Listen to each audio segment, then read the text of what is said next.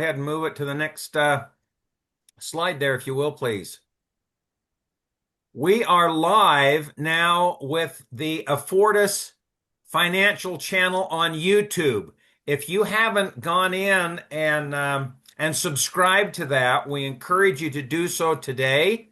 Go ahead and like that, subscribe to that, share with as many of your friends and family as possible, so we can have a little bit more of an awareness out there in YouTube land. And so here we go. Let's see here. Masterclass with Heath. That is on YouTube now. That was from last Wednesday, July 1st.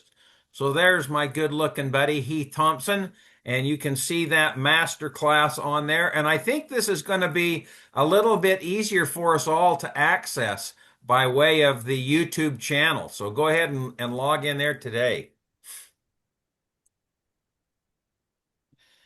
This past week, we had some good production. Here you see the top 10 agents. And number 10, Anthony Taylor at 2,686 points from Rick Thomas's region. Ruth Erdman herself, 2,846 points. Rick Thomas, 3,018. Brett Olson, 3,480 points. Jason Kessler, 4,800 points. Anu Cabra, 5,630 points from Tana Moshetti's region. Brad Bishop himself with 6,495. Chantravi Blair from Heath Thompson's region, 8,728 points. Elizabeth Smithy, 8,770 points from Rick Thomas's region. And number one, Tanya Zapata, 12,635 points from Michael Given's region. We're going to be hearing from Tanya in just a few minutes. And then as far as top regions, number 5, Tana Moschetti, 6,026. Brad Bishop, 6,495. Heath Thompson in number 3rd place, 9,286. Michael Givens, 13,229. And number 1 region last week, Rick Thomas, 14,474. Good work, everybody. This next slide shows the top 10 agents as far as submitted points and consistency. All at 2 weeks consistency. Matthew Schmidt, Jason Kessler, Robert Marshall. With 3 weeks in a row, Tim Harris. 4 weeks in a row, Tana Moschetti and Anthony Taylor. 10 weeks in a row, Errol Parker. We're going to hear from this guy in just a few minutes as well. Brad Bishop, 13 weeks in a row. Robin Denny, 25 weeks in a row. Chantravi Blair, 41 weeks in a row. Rick Thomas, 42 weeks in a row. And Ruth Erdman, man, she's close to eclipsing 100 weeks consistency every single week. Wonderful. New producers and new openers. We have a first-time producer, Salathiel Allen, I hope I pronounced that correctly, from Shannon Campbell's region. Sam Sander, a new opener from Heath Thompson's region. And Susie Eunice from Rick Thomas's region. Now, I'm thinking that both Sam and Susie took advantage of the special we had this last month as far as 1,800 points as far as that first training cell rather than the traditional 3,600 points.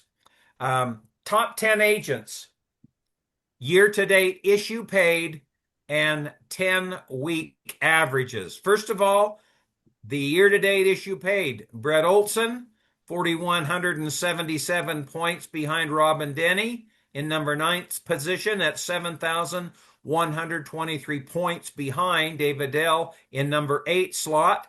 997 points behind Seth Thomas. 5,156 points behind number 6, Errol Parker. 2,143 points behind number 5, Chantravi Blair. 3,541 points behind Brad Bishop. Number 4 slot, 16,592 points behind 3rd place, Jason Kessler. 7,165 points behind second position, Ruth Erdman, 13,058 points behind number one, Heath Thompson, still number one, a reigning king year to date as far as issue paid points. And then top 10 agents, issue paid 10-week average. Number 10, Noel Adams from Heath's region. Thomas Feebig, number 9, in Jason Kessler's region. Ruth Erdman herself, number 8. Chantra V. Blair in Heath Thompson's region at number 7. Errol Parker himself in number 6 slot. Jason Kessler himself in number 5 position. Brad Bishop himself, number 4. Heath Thompson himself, number 3. David Dell, number 2 in Brett Olson's region. And number 1, Robin Denny in Ruth Erdman's region. Congratulations to you all. Voxer appointment reviews. We had a total of 18 agents this last week who posted reviews on the Voxer appointment review chat link. Tanya Zapata. Oh, go back again, Kirby. Let's Tanya Zapata, Matthew Schmidt, Jason Kessler, all and Anthony Aquilino, all with 1 review. Gina Gillette with 2. Tim Harris and Robin Denny with 6 reviews. Very good. Great job. All righty, now we go next. And Voxer ride-alongs, Brett Olson with 6, Jason Kessler with 3, Rick Thomas with 2, Sue Ferber and Brad Bishop with 1. Opportunities for agents to follow along on these ride-along opportunities. Stay in touch with Voxer, in tune with Voxer, and you'll see that going forward again this next week. Here is our contest leaderboard. And this is updated as of the 4th of July. So this is the top 30. And we have a brand new agent on here with Nicole Adams. And then movement. Here we have Ann Moore, Malcolm White, Steve Duffy, Jason Crawford, Jeremy Stewart, and Michelle Honauer. And they're showing at 1. Michael Givens has moved up 1. Rick Thomas has moved up 1. Anthony Taylor has moved up. And then the top 8, David Dell, who's moved up. Chantra V. Blair, who's moved up. We have Seth Thomas in 6th position. Ruth Erdman, who's also moved up. Errol Parker, Brad Bishop. Jason Kessler has moved up 1 position. And there's Heath Thompson again on the top of the leaderboard. Now, these are showing you the points here. Yes. Rick, just a quick comment, not a big deal, but I'm sure it'd be a big deal to Noelle. Her name is actually Noelle Adams, not Nicole. And so exciting to see her, really relatively new agent, just the last couple of months, kicking some fanny and getting production in. So excited to see her on the list. But her name's And I will Noelle. just say this, Noelle, Noelle, Noelle. Good job, Noelle. Okay, great job, Noelle. And my apologies for calling you the wrong name there. Noelle Adams, very, very good. Thank you. Okie doke. Now, $10 IPSI credit continues in July. What does this mean? That means if those of us who continue to submit appointment reviews, there's going to be a $10 IPSI credit for each of those reviews you put on there. So you just put that on there and you're going to get paid for that. We're extending that offer to leaders for each ride-along posted as well. Quarterly reviews. We're extending the deadline for the quarterly first and second videos until the end of the day this Wednesday. So you have a couple more days so that if you don't have those first and seconds into Cumin, you still have time to do that and keep your lead flow turned on. If you're not sure if you have your first or second reviews turned in and you're all up to date, you can reach out to your regional manager and or Cumin, and he'll let you know if you still need to get that updated first or second video in. All righty, with no further ado, and let me just go down here and show you what some of Tanya's goals are and then what her statistics look like. She has a goal to be regional coordinator in just a couple more weeks at the middle of this month, and an associate regional manager by the next month, and a regional manager by leadership conference. Those are some big goals to accomplish. However, look at her statistics. Number 14 in the company as far as conversion percentage. Number 15 in the company as far as overall IPSI. Top 10 in firsts confirmed to firsts given. All of these are top tens. Firsts given to second set, top 10 in closing ratio, and top 10 in firsts given to seconds given. So we're going to give her some time to give us a little bit of feedback. So take it away, Tanya. All right, thank you, Rick, and good morning, everyone. It's an honor to be in the trainer spotlight here today, and I'll tell you, looking at those stats, guys, I'm not there because I just sat back and watched this happen. It's amazing how much can change in a relatively short amount of time. There's times when, moving into leadership felt so far away. I was like, I've said I can do this, but it felt unreachable. But today, as you see, I am on track here to promote to DC by July 15th. I'm just waiting for some business to go issue paid. ARM by August, and yes, definitely RM by leadership by September the 8th is the goal. And those goals, now they're achievable. They don't feel like I can't do this.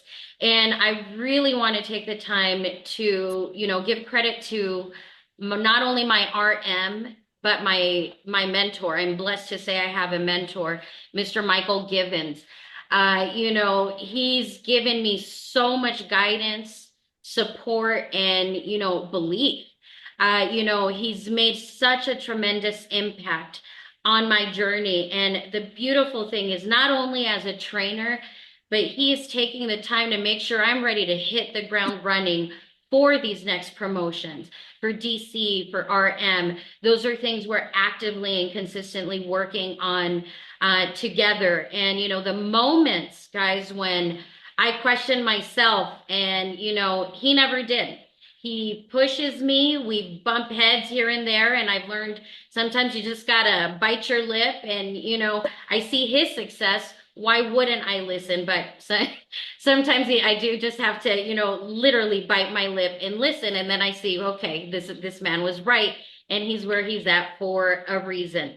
And then now what's really cool is not only am I continuing to learn from Michael, but human now, we meet every 2 weeks, we go over my stats, and now I have human also mentoring me and pushing me to show me that these goals are attainable. So guys, anybody, can do this. And I think one of the biggest things that I've learned is that leadership, it's not just about the title. That's easy, but it's about serving others and helping them believe in themselves before they fully believe in themselves.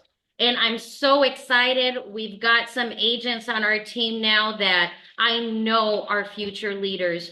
Right now, Michelle Honor, sorry if I said your last name wrong, Michelle, but she should be promoting to trainer here very quickly. She's working on getting her 2 closes on her own. I've got Miss Gina Gillette that she is absolutely geared for leadership, so coachable. And then there's a few other up and coming people that I see as big leaders as well.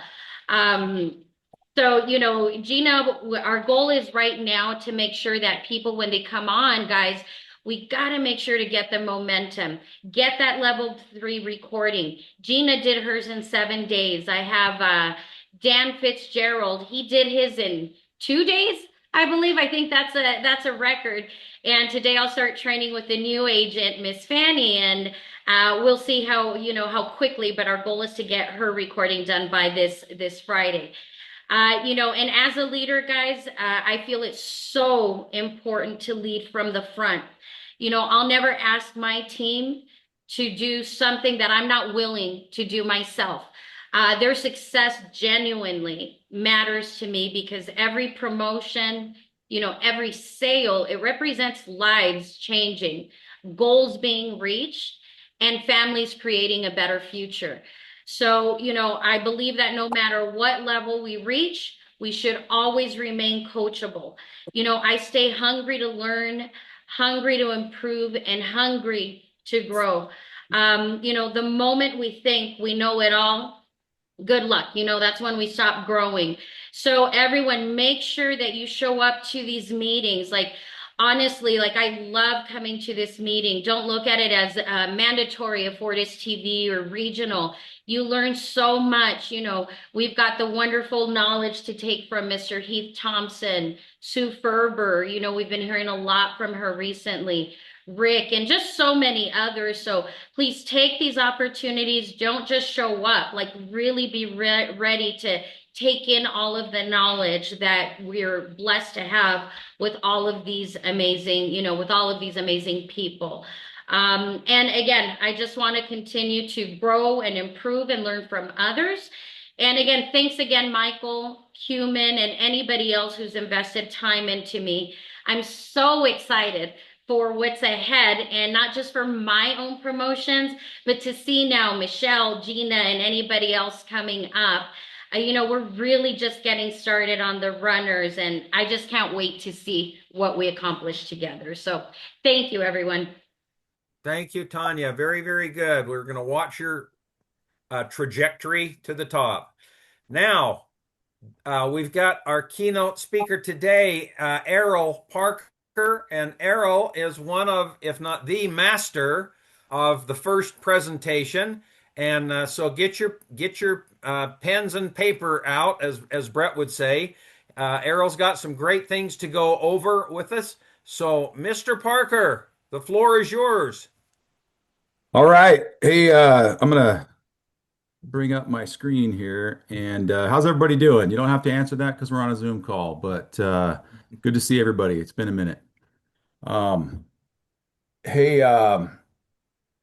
these FNAs, they keep evolving and getting better and better and better. And that's one of the biggest curses and blessings in our business is we get these new techniques and different things we can say, but one thing remains the same, and that's human nature. And the whole idea of this FNA when we first started this thing was to get the math right and to get people to do one thing, and that's really to just help them find money and help them put it somewhere, right? That's the whole idea of this.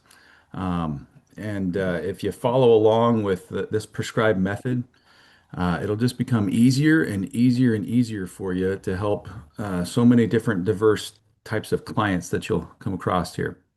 So what I like to do when I start an FNA is number one, open it up and just prep it, get it ready, make sure I'm ready.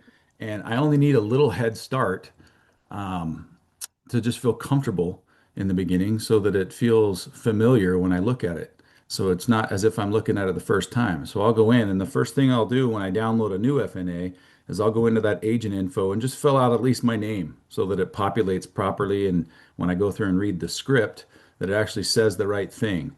I'll then make sure that I have the client's name in there and what they do, whether they're a teacher, a custodian, or whatever. So I went in and pre-filled this one out a little bit and put some numbers in here just for discussion purposes. But the date, sometimes we'll forget that and we'll go back a few days later and we forget when we actually talked to these people. But anyway, the most important thing is to prep it a little bit. And I like to go in and either change colors or delete things that I never say or that I might not say. But in the beginning, I don't really delete anything. I like to go through it once or twice and then go in and color code it the way I like it. And the good thing about the most recent version here is it's kind of color coded right now in the way that I like it. Um, and then I really want to focus on how I say these first few lines. When we get these leads, they already trust us. We just need to do a good job of keeping that trust. And the most important part is the first 2 minutes. This will make or break you. It really is the first 30 seconds, and it's how you say their name. um, and what you say right after that. But the whole idea is to avoid objections before they ever come up. Okay. I don't even like to say the word hello. I like to say hi, and I like to say it in such a way where I'm the type of person that it just kind of oozes out of me that when I come into the room, everybody in the room is excited. And I do that on the phone or I do it on a Zoom call. And I don't just say, hello, is this Mr. Jones? No, I don't even say hello or hi. I just shout their name. I kind of shout it. I'll say, John, in a higher tone and a higher pitch, like I'm excited to see him, almost surprised in a good way. John, Errol Parker, retirement guy, how are you? Good. So I'm assuming with an excited voice that they're going to say good or whatever. They'll say, most of the time, what I've noticed with teachers is they'll say something like this, I'm okay. And I said, you're okay. That's awesome. Well, are you ready for some retirement talk today? And I'll give that little laugh there as sincere as I possibly can, kind of a guttural laugh where I'm actually flexing my stomach a little bit and I'm excited and I know that they're thinking, "Oh geez, that's an intimidating topic, retirement." I'll say, "Hey, are you ready for retirement today?" Or for a retirement talk today. All right, good. I'll walk you through your plan so it's crystal clear. And then what I like to say, I always like to send a summary. We have different opinions and strategies on that, but I always like to send them something just so that I have another claw in them. I like to not only talk to them, I like to follow up with them with a text, with an email, with something that has a picture of me on it. And so I kind of get in front of them in lots of different ways. You don't have to do that. Some people like that, some people don't. But I'll walk you through your plan and I'll email you a complete summary when we're done so it's crystal clear. Sound good? Good. You ever had anybody review your pension or your supplemental options with you before? Wonderful. As I go through this general overview, if you have any questions, just stop me. I'm here to help you understand all the sources of income that you have when you retire. This will include your PERS, your Social Security, your 403B, et cetera, any accounts you may have. Before I go any further, though, we're on a recorded line for accuracy and training purposes. You okay with that? Perfect. Notice how kind of smooth that sounds. Let me start again from the beginning here. John, Errol Parker, retirement guy, how are you? Good. And notice I don't say, how are you? Like an open-ended question. It's more of an assumptive thing, right? John, Errol Parker, retirement guy, how are you? Good. You ready for some retirement talk today? All right, good. I'll walk you through your plan so it's crystal clear. Then I'll email you a complete summary when we're done. Sound good? Good. You ever had anybody review your pension or retirement plan or your supplemental options with you before? Awesome. As I go through this overview, if you have any questions, just stop me. I'm here to help you understand all the sources of income for when you retire. That'll include your PERS account, your Social Security, your 403B, and any other accounts you may have. So before I go any further, we're on a recorded line for training. You okay with that? Good. Three things go into your pension calculation. It's a multiplier between 1% and 2% for every year of service you complete, plus your gross income before taxes and deductions. So let's start by verifying your date of birth real quick, and we'll get into specifics. So I add that little phrase in there just to kind of divert the thought of the date of birth. So it's not on here, but it says, let's start by verifying your date of birth real quick. I'll add a little nugget in there. It says, just so we can get into specifics. All right. And then they'll do that and they're thinking about the specifics and they're like, oh yeah, I got to give them the date of birth. And then they'll give you your date of birth pretty simple. They'll give you their date of birth pretty simple, 1/1/1980. The age will pop up here. And then while I'm typing in this date, it looks something like this. Um, I'll say, let's verify your date of birth real quick. And they'll be thinking about it. And then they're going to, as soon as I start typing it, and here it says 1/1/1980, I'm going to get to about right here. And then I'm going to ask the next question. I'm just going to remember and I'm going to multitask here. I'm going to remember what their birth date was. But I want to give the impression that I already have their date of birth. Okay, so I'll say, let's verify your date of birth real quick so we can get into specifics. And they'll go, okay, it's 1/1/1980. I'll say, great. How many years of service have you completed already? And then I'll put in their birth date here. But I'm moving on to the next one as if it's an assumed thing. They already know their birth date. And then their years of service. If they say 2 years of service, great. I love that Cumin put this tool in there, something that I've been doing just on my own for years. But you'll notice in the years of service, if anybody works on leads in California, it's got this hours per day calculation here. So if they're on CalPERS, I like to actually calculate what that means. If they've done 2 years, but they're only working 6 hours a day, If you look over here to the right, it's got this little calculator on it where to get a full year of service in CalPERS, you got to have 1,720 hours. So if they're only working 6 hours a day, that's only 1,080 hours, which means they're for every calendar year they're working, they're only getting 0.63 service credit years. So I don't know if Cumin has automated this yet, but you can do a simple thing. You can turn that, if they've been there for 2 calendar years, they don't have 2 service credits. This is not a big deal for 2 years, but if they got 10 years, it's a pretty dang big deal. I'm going to change this to 10 for discussion purposes. So if they've got 10 years of service credit, they really have 0.63 years. And the way to do that is pretty simple. If it's not already programmed for you, just type an equal sign, type the word or type the number 10, multiply it by this cell over here, press enter. And notice it's got 6.2, 6.3 years in there. If you're not real fast at that, don't worry about it. You can just kind of estimate it. You can even go up here and change the formatting real quick, but I wouldn't worry too much about the formatting. Just get the 6 point something and give them an idea of what they're getting per calendar year. And then sometimes this is confusing for a client, so I want to clarify that for them. In other words, you've been there 10 years, but you're only working 6 hours a day. So you're only getting 1,000 hours out of 1,700 hours every year for a full service credit year. So when you work a year, you get 0.63 years. So now that you've worked 10 years, you've got about 6.3 years of service credit towards your pension. Okay. So I'm going to change it just back down to 2. So let's go equals the 2 years they've worked times the 0.63. So we've been there 2 calendar years, but they're getting credit for the CalPERS calculation of 1.3 years.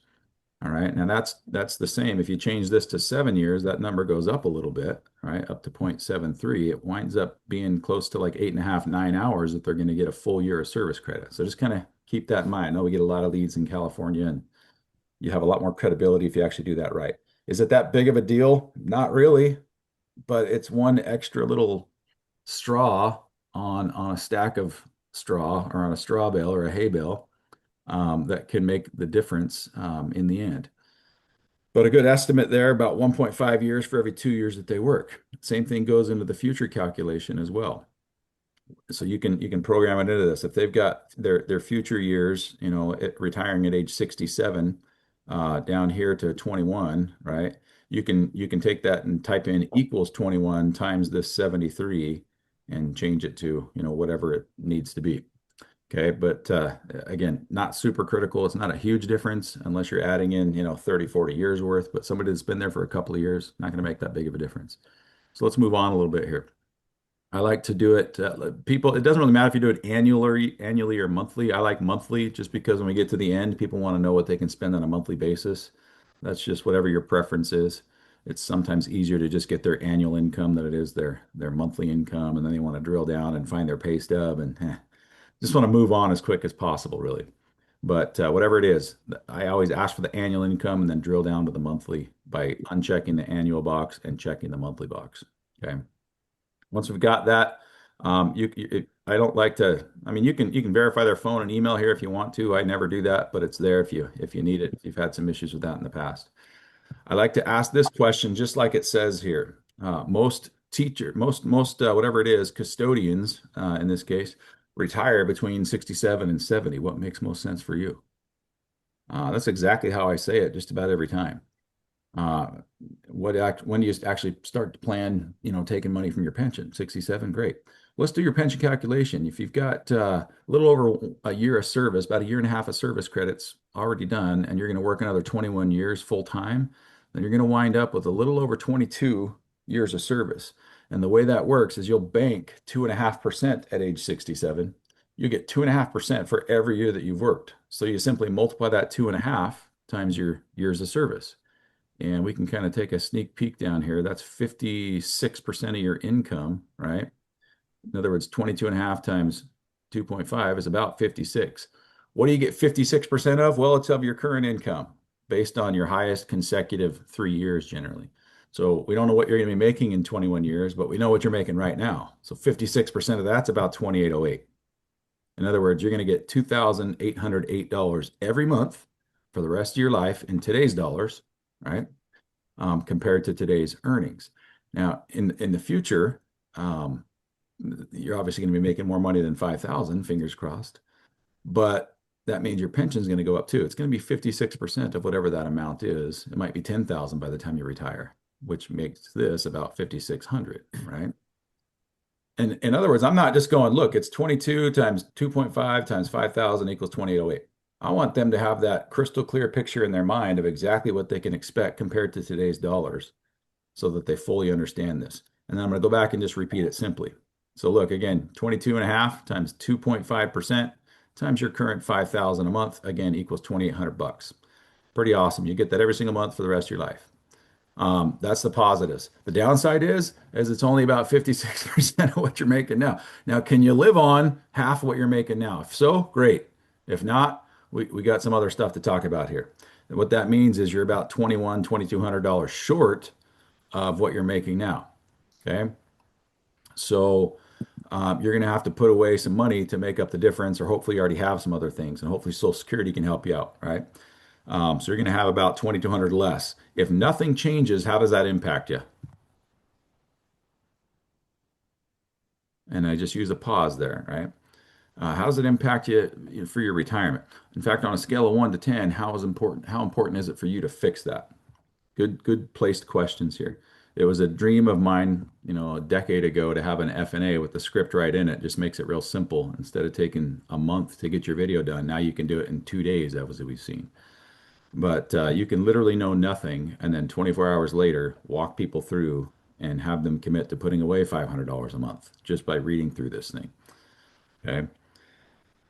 What I like to say here after I've done just the pension is these three things. Well, great. I mean, the good news is you're going to replace more than half your income. So you can just get used to living on less money and you're golden. Or you can retire later. And nobody wants to talk about that.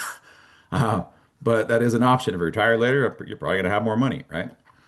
Or you can save more along the way on a monthly basis or be more efficient with what you already have. What I've found is it's not so much about stopping work, but creating a lifestyle for yourself over the next 20 to 30 years. And money creates a lot of freedom. Your gap matters, or your gap between what you're making now versus what you're making in the future. That gap matters because once the paychecks stop, you only have the money that you've planned for. And so if I could show you a way to improve this, you'd probably want to take a look at it, right? And of course, they agree 99% of the time. What I found in talking with people, especially custodians that work in your district, is when they retire, they've wanted at least 100%, if not more, of the current income. If you're planning to make less than what you're making now, technically you're planning to fail quite a bit. So let's plan for success. Now, to fill the gap that you have, studies have shown that people need to put away like 10 to 20% of their income, which for you would be about 500 to 1,000 each month for your income needs, or at least build up to that. You know what I mean? So with that in mind, in good months and in bad months, what are you able to put away to help you meet those needs? Can you put away 500 a month? Can you put away 1,000 a month? If so, great. Put away more than that if you can. If not, you need to at least start with something. What could you put away in good months and in bad months without killing your budget? So I'm saying that same thing, and I'm thinking of one or two other ways to say that and invite them to tell me what they can put away on a monthly basis. I want to give them the option to go high, 10 to 20%, and give them the option to go low if there's any hesitation there as well. Right? But I want to set that expectation rather than setting it at $100 first. I want to set it at 10 times that first so that they realize that it's a reachable thing, whether they can do it or not. At least a lot of people are doing that. But I want them to commit to at least $100 if anything. Even if it's not $100 right now, at least in the near future, and then touch base with them again on their next raise. And this is how you keep your leads flowing and getting a constant pipeline is if they can commit to doing it on their next raise. A lot of people are getting their next raise here in the next month or two.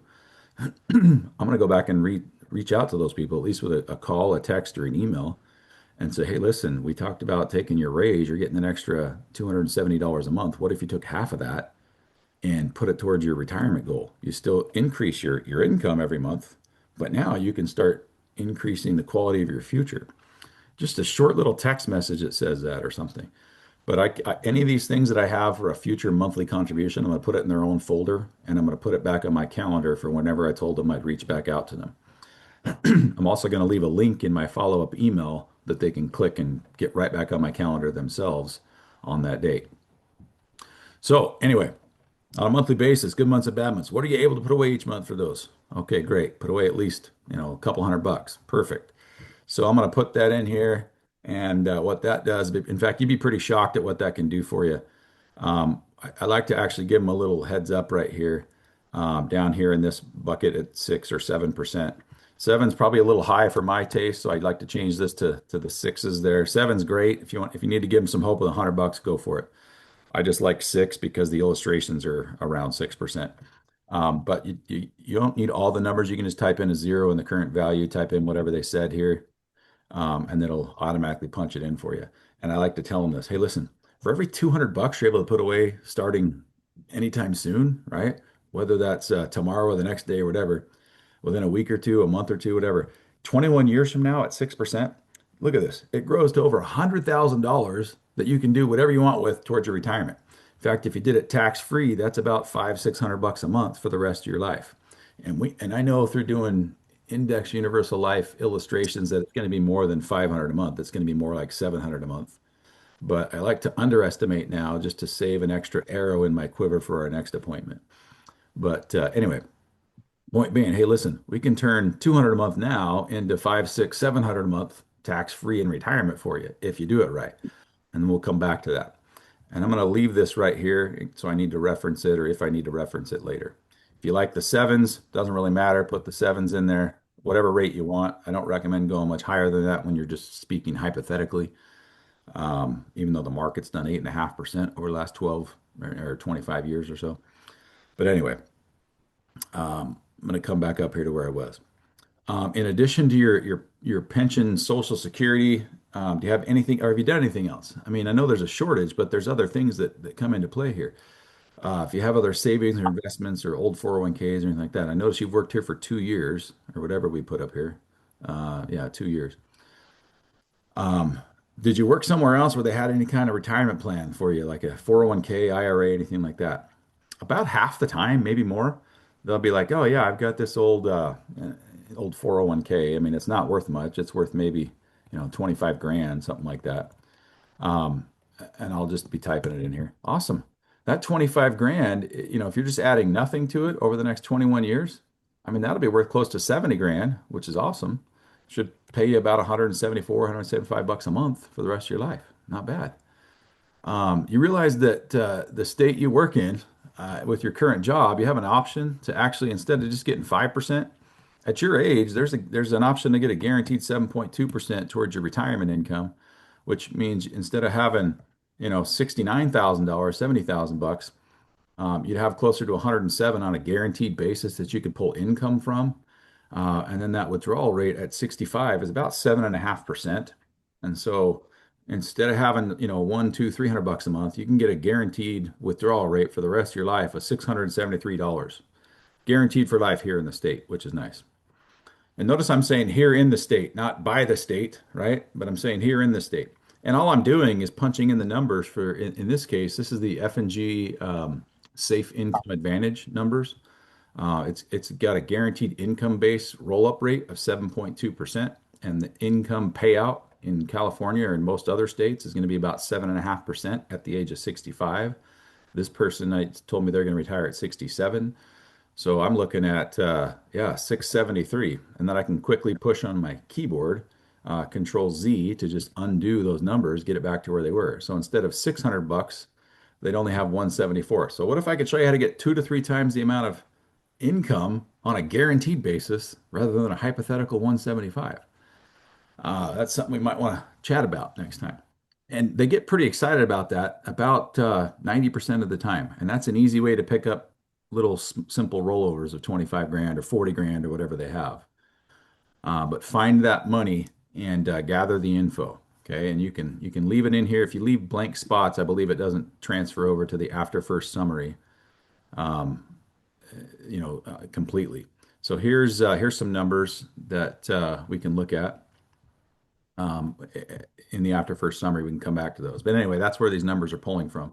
If it's leaving it on there, you might want to take some of those numbers off. So I noticed that it's on there, so I'm going to just take those off real quick, and then it'll disappear from the after first summary, and we don't have to worry about that. That one I want to leave on since they had it, the 25,000. And my dogs get excited when I find annuity money. Um, anyway, so when we add that in there, it should come up here and be added on to their other retirement income. And now their gaps shrunk a little bit. Now they're up to closer to 60%, um, which is nice. And then you can even add in a Social Security thing. If somebody's 67, uh, I don't necessarily worry about this every time. The idea is just to get them excited about doing something more. So I'm going to come back to this. Look, if you can tweak that 25 grand that you have and get a little more income out of that, and then you can also get a little more income out of just putting away a couple of $100 every month, then I mean, you're golden by retirement. In fact, hypothetically, we could probably get you if this number is closer to 700 a month, and this number up here, let's go down here. We had this one. And if this number is closer to 600 and 700 a month, something like that. Let's put this one back down to 600. Sorry about the confusing numbers. Then everything adds up pretty darn quickly. It brings up your other stuff here, and now you're at 81% pretty quickly just by tweaking a couple things, getting better rates of return on the money you already have, and then using good techniques on the money that you can put away on a monthly basis. See, it takes you all the way up to 81% just by doing those two things. Okay. And then I'm going to Control Z out of all those things that I just changed, right? Undo those changes so it puts them back into reality where their 44% gap is still pretty visible, right? But here's where you're at. You're still 44% short, $2,200 short. Okay. Hopefully Social Security's there in some form or another. And that's going to make up a big chunk of this, which is nice. But we can get you to the 80% threshold just by changing those two things that we already know that you can do. In fact, there's a few things you want to look at. Number one is inflation, and number two is taxes. You have to win both of these battles to win the money game. Okay. And you can read through these notes here. I've got it highlighted and shrunk a little bit because I never go through this again, or I shouldn't say never, but if I haven't gone through it now, I'm going to go through it now where I talk about their monthly money. But I'm going to say there's three ways you can earn interest, right? And three ways you can save or invest, and then there's three ways you can be taxed. And then I'm literally just going to read through this. I believe this FNA on here just has a copy of what I say word for word on a few of my recorded calls. So I kind of know it like the back of my hand. But even if I don't, I can just read it right off of here. Okay, I'm not going to read that in this call, but that's exactly what I say every single time when I go through it. Literally, the second battle is taxes, etc. And then I go all the way through. And then what's really important is I kind of picture this like a fumble at the last second on a football field. It's great if you get an interception. Or a fumble recovery, and then you run 80 yards to recover it, to get a touchdown. And then if you start celebrating a little bit and you drop the ball before the end line and it goes out of bounds, or you fumble it through the end zone, it's a touchback and you don't get any points and the other team gets the ball. We want to keep the ball and we want to score here. And so you got to do this right. What's terrible is if you mess it up and they don't set a second appointment when you've already gotten them excited about it. And so I'll just say it in the easiest way possible. And the easiest way is to tell them that this is the easiest way. The easiest thing I've found is to set up a second call or like a Zoom call. We can actually see my screen, see the numbers right on my screen. So I'll show you a couple, two or three different ways to close this gap for you. To build off what we shared today and save you a ton of time, actually, would tomorrow at about this same time work for you? I love that line. Even if I've got a packed schedule tomorrow, I just want to say that instead of saying, well, hey, what's your schedule like? Because they'll be like, oh man, I'm totally free next year when school gets out in the summer of 2028. I'm totally free. I don't even work that summer. I mean, that's ridiculous. But that's what people are thinking is, yeah, let's do this in a couple of years. No, let's do it freaking tomorrow. Let's do it this afternoon.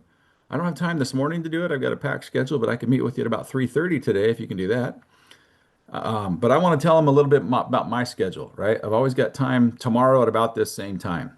And I'll move just about anything if somebody can meet with me tomorrow at that time. I'll reschedule a first, whatever I got to do that, or move it around by an hour or two, whatever it takes.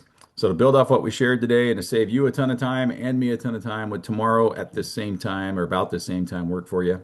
And at that time, I'm pulling up my calendar and taking a look at it. All right, to give us a clear picture, you can send me any statements you got regarding that 25 grand you have. If you got a statement, let's have that ready, or you can email it over to me.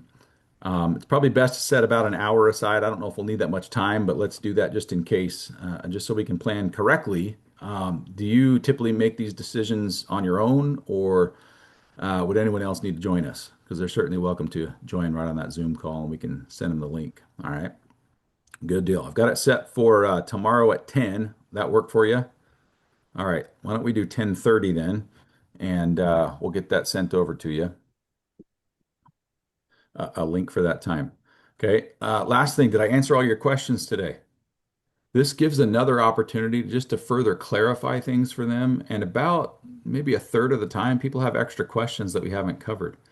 And if you don't, what I found is sometimes you'll set up a second appointment with people, and it's, a day or two later, and you jump on the Zoom and they never show up. So you call them, and they don't answer the phone. And so they happen to be a local appointment. So you drive over to where their house was, and you realize that their house is gone and there's a big hole in the ground where their house was. They never call you back, and their house has disappeared, and there's nothing but a big hole in the ground. People will disappear on you if they don't feel like you are serving their best interest. So this one little question at the end can help you solidify second appointments. Hey, did I answer all your questions today? Or did any of the questions come up as I walked you through these things? As we talked about your pension, your old 401k, your monthly dollars you can put away, Social Security. Did any other questions come up as I walked you through this? Okay, great. When we meet again tomorrow, I'm going to show you 2 or 3 ways to close your retirement gap. I'm going to send you 2 emails. One will be a summary of everything we just talked about. The other one will be that Zoom invite, which you're probably a borderline expert at by now, right? And I'll throw that little just joke in there to lighten up the mood a little bit, right? You're probably a borderline expert at Zoom by now, especially teachers, or people that work in schools. Do you prefer? I love this one as well because I want to get a private email if I can. Do you prefer your private email or your school or business email, or both? Because I can, by default, it sends it to both. I just say by default because I like to send it to both, just so it goes to lots of different places. A lot of people don't even read their emails and don't even realize this stuff's available. You guys, this is another way where you can get the low-hanging fruit. The easiest ones to close, or to get appointments with, or people to have money, are referrals from these people, whether it's their friends and colleagues or their family. Money that I just rolled last week. I just got a notice today that the old company has moved the money. I rolled $378,000 from a lead where the lady was a secretary at the school making like 38,000 a year, but her spouse, was making 180 grand a year and had an IRA with 750,000 on it that he wanted to roll half of it into something else that was safe and provided more income. I mean, can you think of anything that we can help them with that's safe and provides more guaranteed income? My goodness, that was an easy sale. It was a referral from one of these leads that didn't have any money, right? So you got to friggin' ask for them. Ask for the appointments. And the way to do that's pretty simple. Hey, most people don't read their emails and don't realize this service is available. So if your friends and coworkers or your family need this kind of info as well, hey, pass on my info or have them click on the link. You can forward the email. They can click right on that link and get right on my calendar. For that, I just use a free Calendly link. If you guys haven't done a Calendly thing and are not emailing that to your clients, you're missing out on 1 or 2 appointments a week. I guarantee you, 1 or 2 appointments a week out of 10 are gonna use that link and reset something up. It's also good for missed leads. You can re-email your missed leads a Calendly link with a little bullet point thing of what you can talk about in 10 or 15 minutes. And it makes all the difference in the world. Anyway, if everything makes sense on our next call, we can move forward with getting things started for you, show you how to implement this whole thing for you.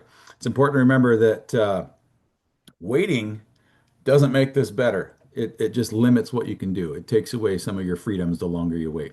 Okay. I love that. Takes away your freedoms. It'll take away freedom the longer you wait. All right, awesome. We'll talk to you tomorrow at 10:30. Anyway, that's kind of a summary of how I go through some things and a few insights in that F&A. Now the practice can vary, but the principles need to remain the same. Number one, they need to trust you. Number two, you need to find the money. And number three, get a return appointment to help them start saving for their future. Alrighty. I don't know if there's any comments or anything because I haven't been monitoring that. Does anybody have any questions on what we went over today? Did any questions come up as I walked you through this stuff? Errol, if you have one of your firsts, I would love to get a copy of that. Sure. I'll send some over today. I keep hundreds and hundreds of them on a Google Drive. I send them over on Voxer usually about once a month or something like that. People might get sick of me, Hey, but I'm not. This is great. would you please tell my kids that people don't get sick of me? Anyway, yeah, I'll send it over today or something, and let's throw it on the Voxer channel, and you guys can watch me do a live first. Perfect. I like to send the recordings just because the time. I mean, people can do a ride along with me as well. I just don't. I just like to post them when they're already done, so it's quicker, quite literally. But anyway, that way you can review it and watch it on your own time, whether it's late at night or you're just feeling lonely and you need to see a friendly face, whatever. But just it's good to hear the same thing that you've heard from other leaders in the company. Just put it in a different way or a different slant to it, and yeah, I'll get something sent over today. Awesome. Thank you, sir. No problem. Any other Okay. questions for Errol? Now is the time to pick his brain.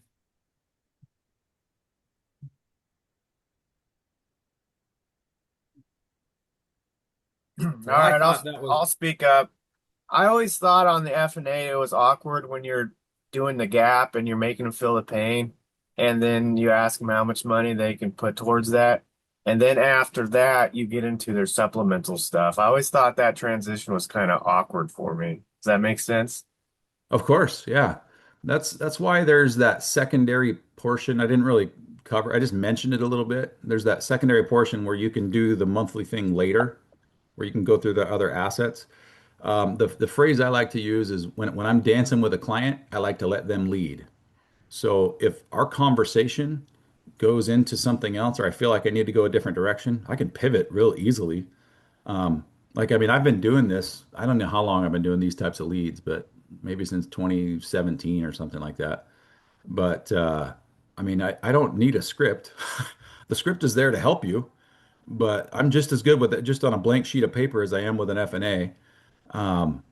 But the F&A is there to help you. You can put it into client view or client mode up in the top right hand corner. You can put a checkbox in there and it'll take the script out. And you can literally just kind of go by feel or like a put a check. I don't recommend you do this in the beginning of your career, but if you've been doing this for a couple of months, you can go forwards, backwards, however you want through that F&A, as long as you keep in mind the principles. Like I say, the principles need to stay the same, but the practice can vary. I always, always, always open with that opening paragraph so that I don't get a bunch of objections to start with.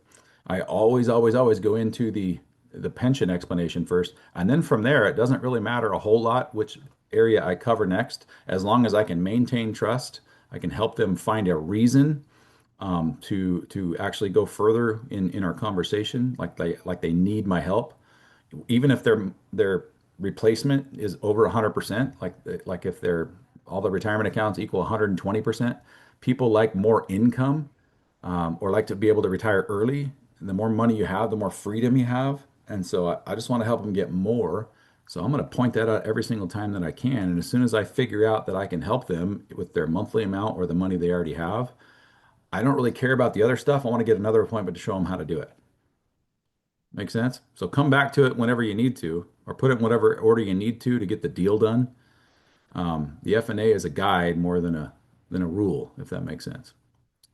Let's go to Gina and then Ruth and then Jamie. Go ahead, Gina. I noticed when you do your F&A, you tell them that they can send over their financials.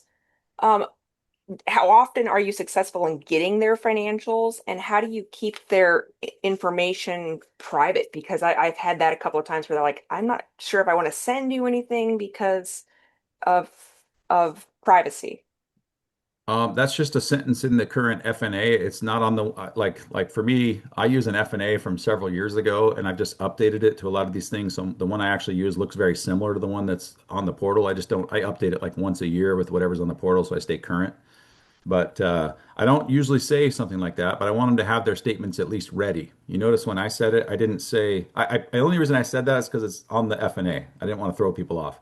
But what I say to clients normally is, hey, if you got an IRA, if you got statements there, because I know a statement's going to be needed to actually do the rollover, just have it ready when we talk next time, rather than having them send it to me over an email or a text or something like that.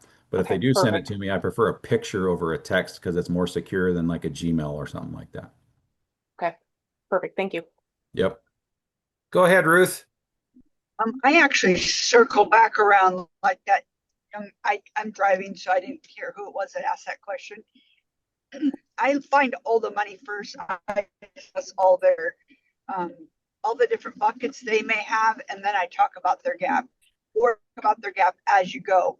With your pension, you still have 56% gap. Now let's look at any other income you may get from any other sources. And then as I add it up, then I let them know we're doing great. We're closing that gap. That's fate. I just let them know, giving them hope. And then when I get to the point where there's nothing more to add to it, then I say, well, we've got a problem still because we still have a 30% gap, 40% gap, whatever it is. And at that point, then I go, by the way, we should be saving 10 to 20% of our, for you, that's this much money. And that's how I make the transition. Awesome. Hey, Ruth, it's great to see your face, my Italian traveling companion. All righty, Jamie, go ahead. Hello, good morning, everyone. So I'm on a walk, but one of the questions that I had, and I don't run into this often, but what is your way to handle when somebody asks you, what company are you with? Because I know that we've been told, like, don't use Afortus because they don't have great reviews, yada, yada. But like, what do you say to pivot that for that? I'm an independent consultant appointed in the state to walk you through your state pension and your district options like your 403Bs, IRAs, that sort of thing. I'm an independent consultant. Okay. And if they give you pushback with being an independent consultant, is there anything for that? Yeah, so your district doesn't hire anybody like this. They don't have any licensed financial professionals. So they always use a third-party administrator to handle that for them. And I work with those companies that your third-party administrator uses to administer your 403B plan, your state 457, all that kind of stuff. So Okay. any supplemental options you want, you're going to work with a third party, and I do that sort of thing for your district. And then last question. What if they give you I already have a financial advisor? Great. When your financial advisor walked you through your pension and told you how much of a shortage you have, what options did they provide you with that were tax-free and guaranteed? And how come you didn't follow their advice at that time? I love that. Thank you. That's I don't know if Heath has talked about that recently, but that's just a quick little presuppositional jab at their current financial advisor in a nice way.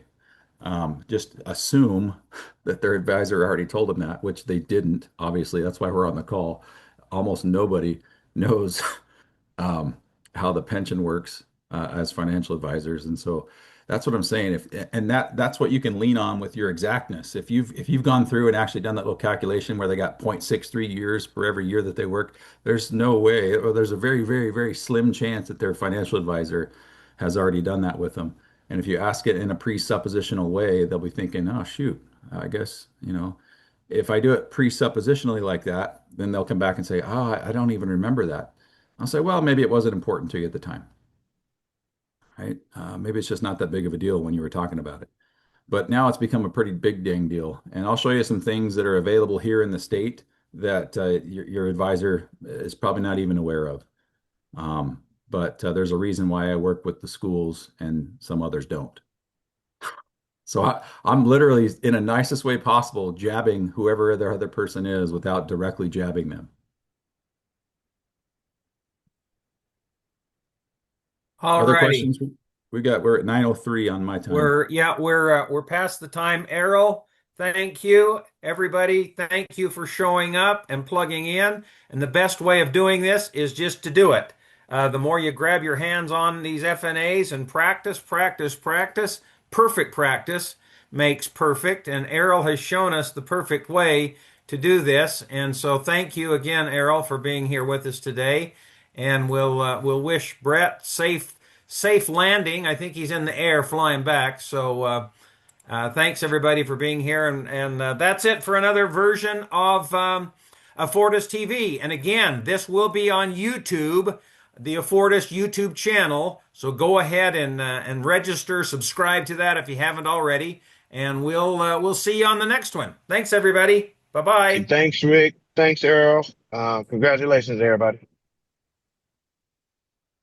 See y'all later. Thanks, Errol.